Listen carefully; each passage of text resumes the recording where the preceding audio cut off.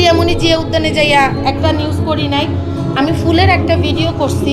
আমি জানতাম সে আগে থেকে টিকটক করে, ফুল করে, তো এটা আমার দোষটা কোথায়? আমি তো দায়িত্ব নিয়ে তাকে স্কুলে ভর্তি করে দিতে চাইছি, আপনিও জানেন, কিন্তু সে পড়বে না, তার বাবা বলছে পড়বে না। আমি 20 টাকা দিই না, এটার জন্য পুরা জাতি আমাকে বলতেছে আমি রিয়ামণির দায়িত্ব নিতাম। কেন রে ভাই, আমি তো দায়িত্ব নিছি, ও পড়বে না। কিন্তু বাঙালি আমাকে মানে ইট মেরে মেরে মনে হচ্ছে আমি আমাকে শাস্তিটা দেওয়া হয়েছে পূর্ব যুগে, মানে আমলে, নবীর আমলে যে নারীকে গর্তে রেখে ইট মারা হতো না, মানে আমার জীবনটাও এরকম করে দিয়েছে।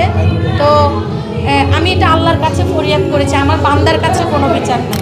আমি কি আচ্ছা, আপনার কাছে আমার একটা প্রশ্ন, রিয়ামণির মতো হাজার রিয়ামণি জিয়া উদ্যানে আছে, প্রতিদিন আমাদের অনেক সাংবাদিক ভাইরা গিয়ে তাদের সাক্ষাৎকার নিচ্ছে। ভাইয়া দাঁড়ান একটু, কথাটা বলি।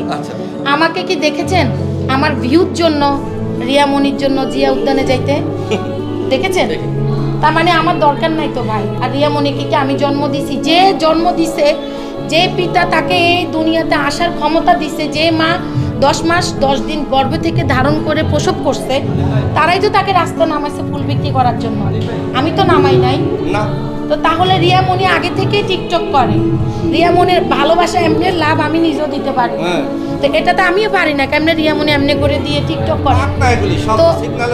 তো আমি তো রিয়ামণি জিয়া উদ্যানে যাইয়া একটা নিউজ করি নাই, আমি ফুলের একটা ভিডিও করছি।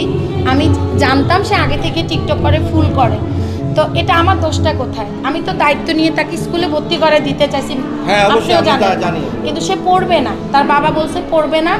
আমি 20 টাকা দিই না, এটার জন্য পুরা জাতি আমাকে বলতেছে আমি রিয়ামণির দায়িত্ব নিতাম।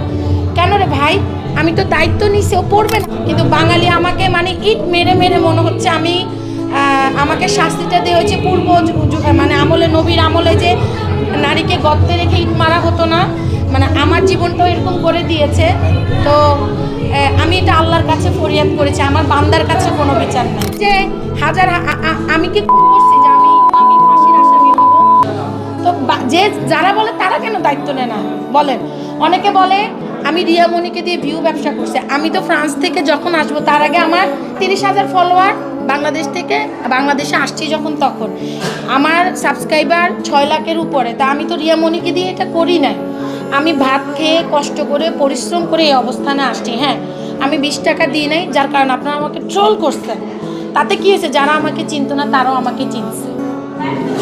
আপনারা তিলকে তাল করছেন, এখন আপনারাই বলতেছেন রিয়ামণিকে ফেসবুকে দেখতে ভালো লাগতেছে না।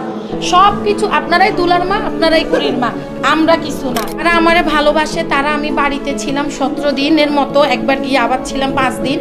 আমার প্রতিদিন বাড়িতে আমাকে দেখতে আসতো, আমার খুব মায়া লাগতো, আমি জড়ায় ছবিও তুলতাম। এখানেও আজকে আসার পরে আমি তুলছি, ওনাকে দেখে আমি ওনাকে ডেকে বসে বিগ ফ্যান ওনার। তো যারা আমাকে ভালোবাসে, আমি একদম হাত জোর করে বলবো এরকম আমাকে ভালোবাসা দিয়ে যাবেন। আমি অনেক কষ্ট করে পরিশ্রম করে খাই, আমি কারো মানে সত্যি কথা যেটা, আমি এটা আমার রুজি রোজগার। তো সো আমি কোনোদিন ব্রাইডাল সাজবো, কোনোদিন পাগল সাজবো, কোনোদিন প্যান্ট শার্ট, এটা কন্টেন্ট ক্রিয়েশন করি। তো সো যারা আমাকে ভালোবাসেন এরকম ভালোবাসবেন, আর যারা আমাকে বিরক্ত তারা ব্লক মেরে দিবেন। যাদের কারণে ভুলের শিকার হয়েছে তাদের প্রতি কোনো আক্ষেপ না, তাদেরকে বলবো তবলা আরো 2টা না, আক্ষেপ তো অবশ্যই আছে।